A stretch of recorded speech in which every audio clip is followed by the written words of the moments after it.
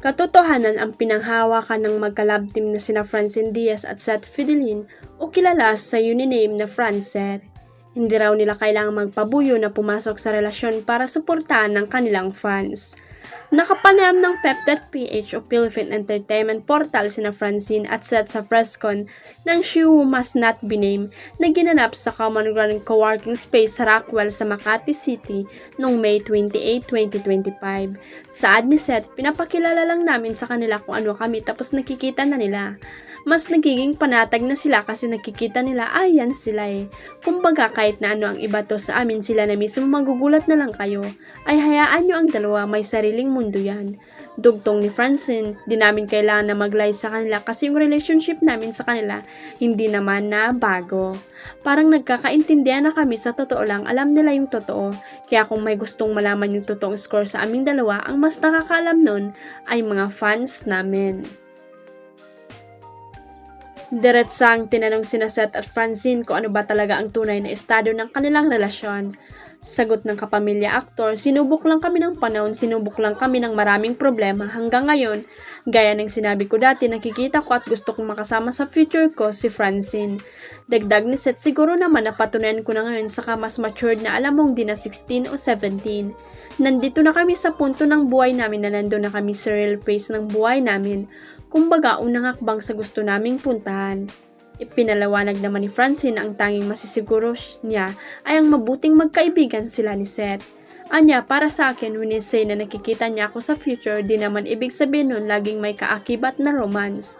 Sa ngayon, we're best friends. Ayoko kasi naming madaliin kung anumang sagot ang gustong makuha nyo o yung relationship status na gustong marinig ng mga manonood. It's more of sobrang protective kami sa pagkakaibigan namin. Gaya ng lagi naming sinasabi, trabaho aming inaalagaan dito. Akong sakali naman na mapunta tayo doon, i-update namin kayo.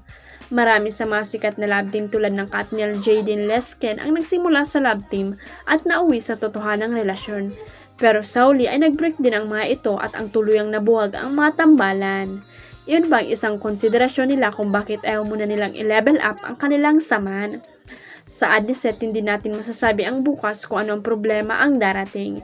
Hindi man bago ang sagot namin sa inyong mga tenga pero yun at yun pa rin ang isasagot namin na hindi dahil lang ganyan o ganito. Lahat pa ng binata, lagi naming sinasabi na ang sekreto ng Francet ay totoo kami sa isa't isa. Magkaibigan kami, magkasangga at magkakampi. Nandito kami sa pace ng buhay namin, nakalmado kami, nakapokus kami sa mga dreams namin.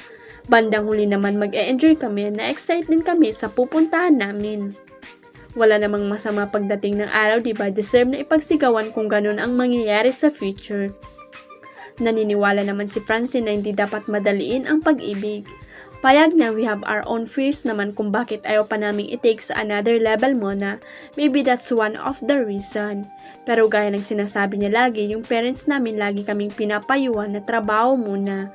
Kung makapaghihintay naman yung gusto naming puntan or the feelings is mutual, we'll get there.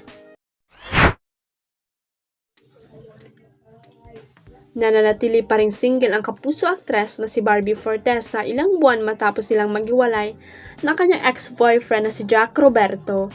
In fairness, talagang hindi nababakante sa work si Barbie dahil kapag natapos ng isa niyang proyekto ay meron agad itong kasunod. Kaya naman feeling blessed and feeling grateful lagi ang dalaga.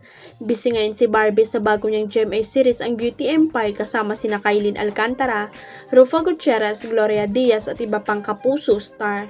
Kaya naman sa isang panayam ay kinumusta naman ang kanyang love life dahil matagal-tagal na rin naman siyang single after ng breakup nila ni Jack. Hindi naman ako strict about it pagpapaligaw kung may nagpaparamdam wala namang problema.